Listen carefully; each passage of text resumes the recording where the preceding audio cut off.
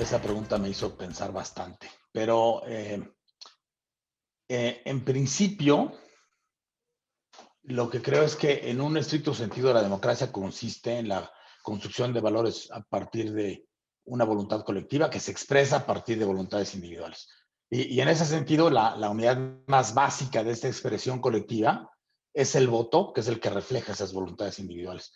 Y es la única forma en la que cada persona es capaz de determinar o de contribuir a determinar el destino que quiere para su país y para su comunidad.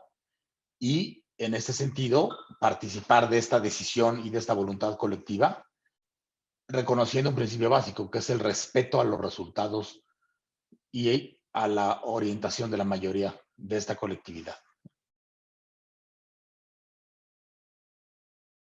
Que hoy hay una coincidencia en que a nivel mundial y particularmente en ciertos países hay una crítica y un ataque simultáneo a la democracia y a las instituciones democráticas, por un lado, y al cuestionamiento esencial de lo que representa la democracia como una forma de organización de gobierno. Por un lado, este ataque viene de un hecho fundamental, y es que en muchos países estas instituciones emanadas de la democracia no han sido capaces de atender serios problemas que la sociedad enfrenta. Pero parecería en ese sentido que estamos confundiendo las decisiones de quienes han manejado, dirigido las instituciones emanadas de la democracia con la democracia misma. Y además, eso implica, por otro lado, esta creencia de que hay aquellos que bajo un halo de bondad, de conocimiento, de una casi divina capacidad de interpretar los deseos del pueblo, son capaces de dirigir la voluntad de una nación sin pasar por un proceso democrático que de manera fundamental los califique y decida a través de ese voto que ellos son los responsables del proceso.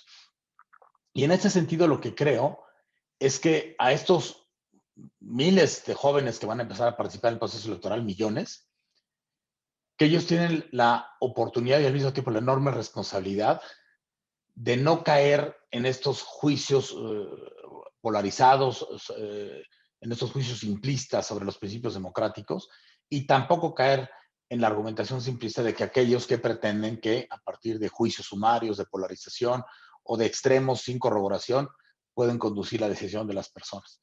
Entonces, los jóvenes hoy en el país, yo tengo una enorme esperanza en ellos, porque soy profesor de la Facultad de Economía de la UNAM y tengo una gran experiencia en la capacidad de los jóvenes para tener un diagnóstico crítico, un diagnóstico puntual, un diagnóstico objetivo, para no caer presa de la manipulación simple y polarizante que inhibe la capacidad de un juicio, que con todos los efectos que implica el proceso democrático, los lleven a tomar la mejor decisión que crean para su país.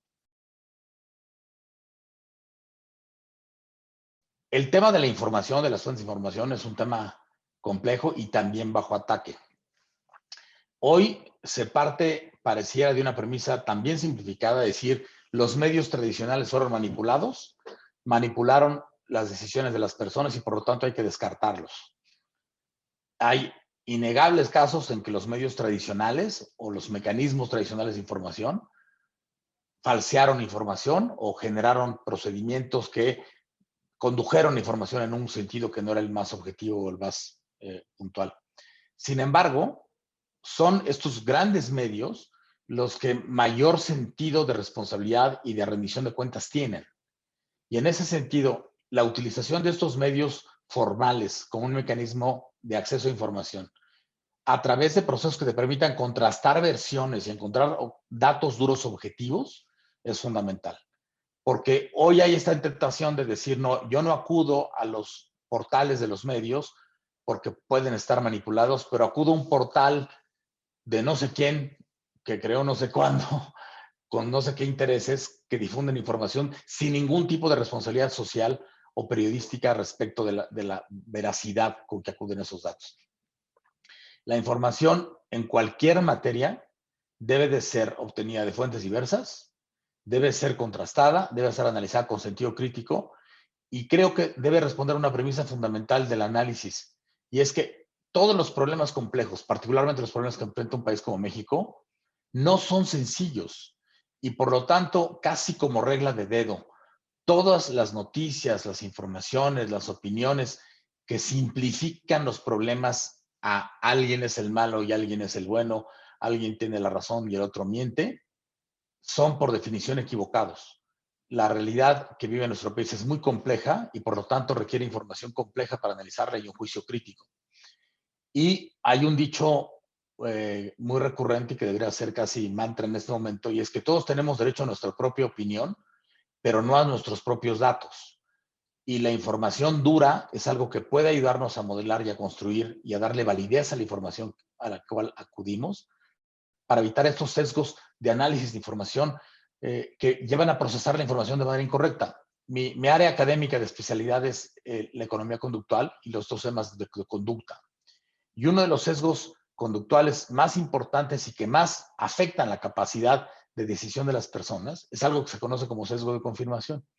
¿Y esto a qué se refiere? A que las personas tendemos a hacerle mucho caso a la información que ratifica lo que yo ya creo, sin importar si es información que no tiene fundamento, que no tiene sustento, que no trae datos.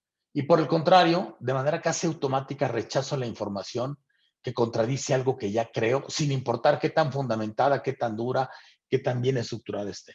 Entonces, un reto de las personas en procesos como el que hoy vivimos, pero en cualquier tema, tiene que ver con romper esa inercia de decir, me siento más cómodo creyendo lo que ya creo y por qué no analizo aquello que puede variar mi forma de ver, siempre y cuando tenga consistencia los datos.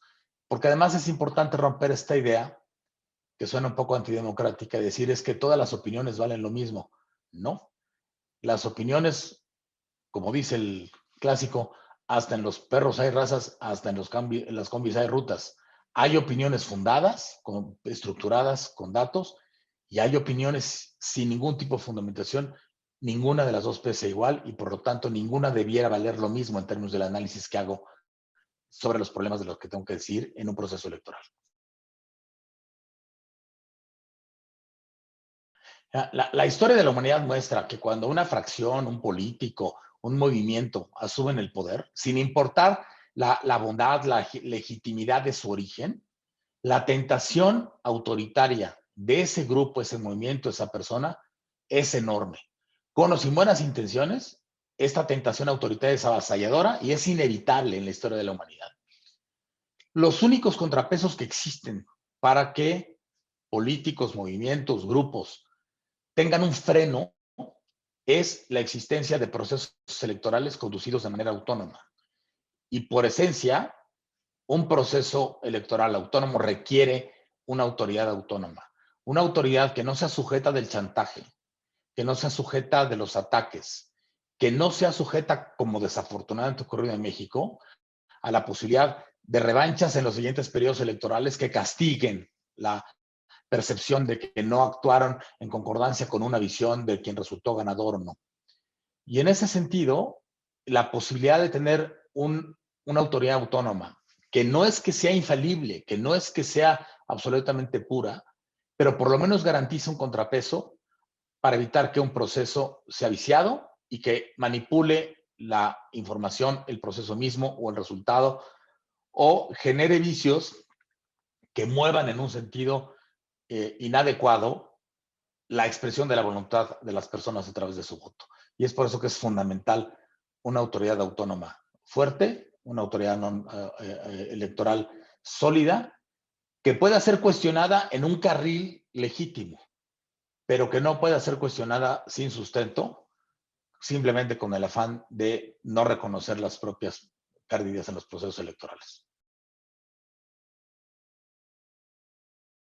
Hay una frase que se cita mucho de Winston Churchill respecto a la democracia. Yo me la sé más o menos completa. Y decía Winston Churchill que se han probado muchas formas de gobierno y que se seguirán probando a lo largo de la historia. Y que nadie pretende que la democracia sea perfecta o que sea absoluta. Y ahí es cuando remata que lo que se ha dicho es que la democracia es la peor forma de gobierno, con excepción de todas aquellas que se han probado en el pasado y que se probarán en el futuro.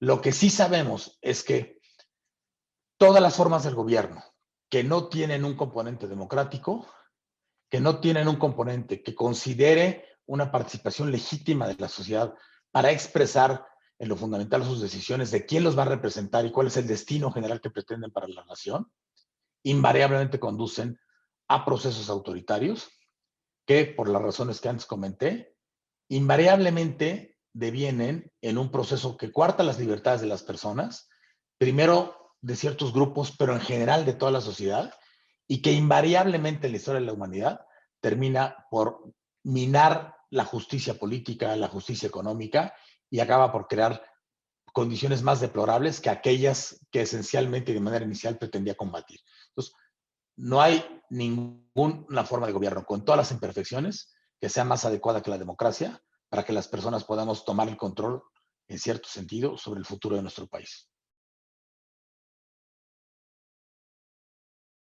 Son tantos que a veces resultan complicado, digamos, tratar de sintetizarlo. Pero México desafortunadamente carece de mecanismos sólidos de rendición de cuentas de aquellos que son electos.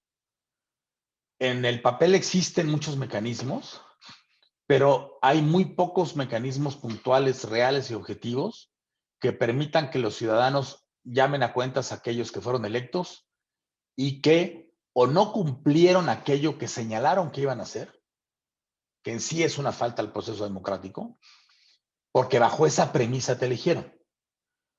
Y dos, que utilizan los cargos, las funciones públicas para la realización, el cumplimiento de visiones, de intereses individuales o colectivos que no responden al planteamiento democrático por el cual fueron electos. Creo que si este país tuviera mecanismos de rendición de cuentas mucho más sólidos, que se castigara de manera ejemplar esta falta de cumplimiento, quienes participan buscando el favorecimiento del voto popular lo pensarían dos veces antes de tratar de engañar a la ciudadanía. Quiero pensar, y va a sonar a que estoy muy viejo, pero quiero pensar a que la esperanza son los jóvenes. Las generaciones anteriores de México han pasado por procesos muy complejos, donde hemos transitado de una democracia, perdón, de un proceso autoritario casi institucionalizado, de un régimen de partido único, a un proceso gradualmente democrático, que se nos olvida que quienes construyeron ese proceso fueron los ciudadanos.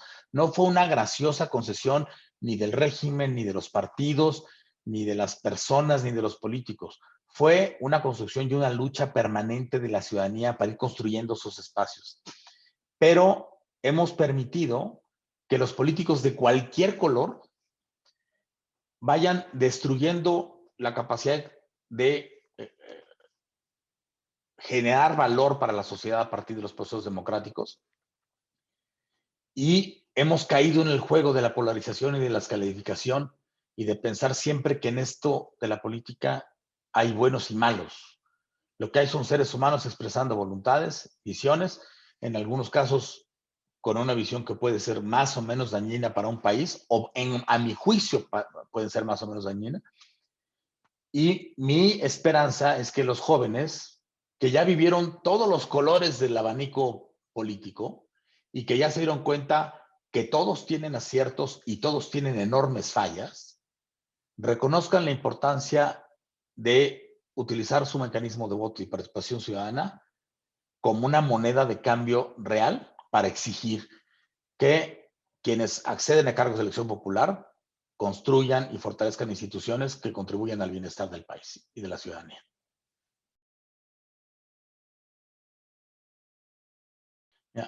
Parte con algo que mencionaba anteriormente, y es que la información sobre temas complejos necesariamente es compleja.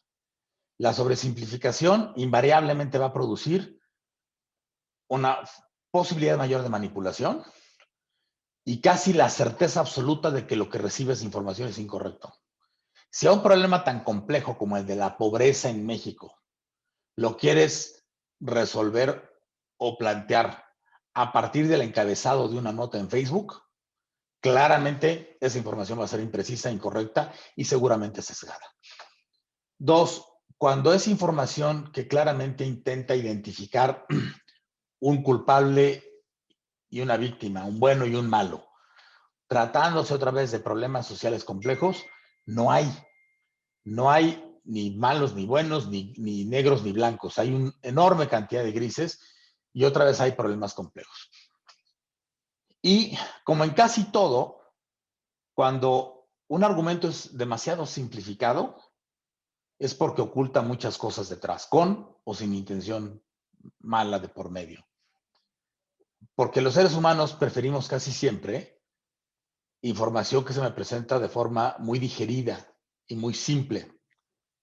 Porque otra vez es un tema de conducta humana que nuestro cerebro busca atajos. Si tú le presentas una decisión que involucra muchas decisiones o mucho análisis y una decisión que simplemente tiene que optar por decir este es el malo, siempre se va a ir por la más sencilla. Y ese es el peor enemigo de una persona informada para tomar decisiones adecuadas. Buscar información que no tenga esa sobresimplificación, que acuda a fuentes corroborables, no quedarme con los encabezados. Es un tema muy importante y nadie puede construir una buena información sobre los problemas que enfrenta este país a partir de leer los encabezados de Facebook que le publican los amigos que piensan como él. Porque genuinamente creo que es mi deber y mi responsabilidad como ciudadano ayudar a construir un mejor país para mí, para mi hija y para mis nietos. Y creo que si podemos y debemos exigir a quienes nos gobiernan decisiones puntuales, decisiones racionales, decisiones con miras más allá de la siguiente elección, lo tenemos que hacer sobre la base de poderle decir, yo hice mi parte, que fue votar. Yo hago mi parte trabajando, pagando impuestos, ¿no? Haciendo lo que me corresponde como ciudadano. Y en lo político hago mi parte, que es ir a votar. Tu trabajo es el otro, y por eso creo que esa es la mejor expresión de que después pueda reclamar a alguien diciendo yo voté y por lo tanto te puedo exigir a ti, porque se nos olvida que todos esos que elegimos los elegimos como servidores de nosotros. Y en esta desafortunada construcción que tenemos quienes venimos de esta corriente, digamos, política administrativa peninsular española por la conquista, heredamos un vicio de origen y pensar que los gobernantes están por encima de los ciudadanos. Si una virtud tiene, digamos, las estructuras políticas sajonas, ¿no? La antigua Inglaterra que hereda hacia las colonias norteamericanas, es esta visión de que el político está para servir al ciudadano. Y creo que es un tema fundamental que tenemos que recapitular y que recuperar los ciudadanos en nuestro país. Pero creo que es un libro de muy joven, me significó mucho. Fue un libro de Carl Sagan, que tiene un nombre muy, que no me acuerdo, pero que el subtítulo lo tengo muy presente, y es Especulaciones sobre el origen y evolución de la inteligencia humana. Otro libro que me fascinó desde muy pequeño por esta dualidad en temas que son hasta metafísicos, que no lo entendías porque lo leí muy chico, es Frankenstein, de Mary Shelley. Y mucho más recientemente hay un libro que es un libro que está en el límite de ser un libro de divulgación científica, cuando no un bestseller, que es un libro de economía que me ayudó mucho a repensar la concepción de cómo decidimos las personas en términos económicos, que es Freakonomics, de Steven Levitt y Steven Dubner. Como películas, yo creo que siempre me han preguntado eso, hablo de dos. Una es Apocalipsis Now, de Francis Ford Coppola, y otra es una película muy vieja de un director que me gusta mucho y que siguió siendo muy prolífico en su vida, que es Akira Kurosawa, que se llama Los Siete Samuráis. Series favoritas, así de bote pronto. Una que me gustó mucho y que hay quien dice que es la primera serie que transformó la televisión en arte es Breaking Bad. Frijoles negros con epazote y tortillas hechas a mano. Oigo de todo, pero te diría que lo que más oigo es es jazz, es, es, es ópera y como compositor favorito es Mozart. Me gusta muchísimo el fútbol americano y soy un ferviente seguidor de Green Bay. Tengo una de mis posesiones más preciadas, es un balón autografiado por Aaron Rodgers. La Ciudad de México. Soy completamente rata de ciudad. A nivel mundial, por ejemplo, yo admiro con todos los defectos que tiene y todos los juicios que hoy, a la luz de un lente histórico mucho más contemporáneo, puedes hacer sobre él, pero que tuvo Winston Churchill en todo el proceso que le tocó de enfrentar un país aislado, atacado por todos lados, y poder convocar a una sociedad a que enfrentara eso y salir avante. No hay ningún villano más, digamos, encomiable en todos sentidos que Gru, ¿no? Este villano que es villano porque en el fondo tiene un serio problema de aceptación parental y familiar, pero que busca, digamos, destacar y que en el fondo entiendes cuáles son sus motivadores ocultos y que además realmente no le hacen mal a nadie. Y recuerdo que toda esta concepción de Hércules, de la idea de estos 12 trabajos como una forma de liberación y que era ponerle un trabajo tras otro pensando que no lo iba a lograr, como una forma de liberación, también lleno de tribulaciones y de complejidades, también me llama mucho la atención de niño. Entonces, no sé si es mi favorito, pero en este momento me recordó el concepto. Siempre pienso en uno y luego me arrepiento porque digo que debe ser muy tortuoso, pero leer la mente. Sí nos hace falta alguien que tenga por lo menos consistencia de principios, que sea congruente en sus hechos y ojalá haya alguien que podamos decir pronto, ese es alguien que por lo menos es congruente con sí mismo. Eh, en lo más profundo de mi corazón de boxeador, te voy a dar una contestación inicial y es mi mamá. Ha sido una persona que se ha reinventado. Mi mamá es pintora. Este cuadro que ves aquí atrás es de ella. Tiene 93 años y sigue pintando y es una persona que jamás permitió que alguien le dijera que no podía hacer algo. Tengo por un lado, la enorme fortuna y al mismo tiempo la gran responsabilidad de ser cabeza de una empresa y presidente de consejo de varias empresas muy grandes. Y, y yo creo que quienes dirigimos empresas tenemos una enorme responsabilidad con todo lo que hoy se conoce eufemísticamente como stakeholders. No es el accionista, es todos los que están relacionados con la empresa, que son tus empleados, son tus clientes, es la comunidad en la que estás inserto. Y en ese sentido, tratar de decir, de esta tenemos que salir y no solo no debilitados, sino lo suficientemente capaces para seguir avanzando como empresa, como organización y seguir generando valor. Pero sí ha sido un proceso angustioso en lo familiar, ¿no? Mi mamá es una mujer mayor, con algunas muertes cercanas, algunos familiares muy graves, con esta impotencia de que son temas que no controlas, pero al mismo tiempo con la certeza absoluta de que si no trabajamos nos va a cargar el payaso y tenemos que seguir construyendo para nuestro país y para nuestros hijos. Yo creo que ir a comer con un grupo grande de amigos, abrir varias botellas de buen vino eh, y tratar de reflexionar de manera divertida sobre lo que esto nos cambió.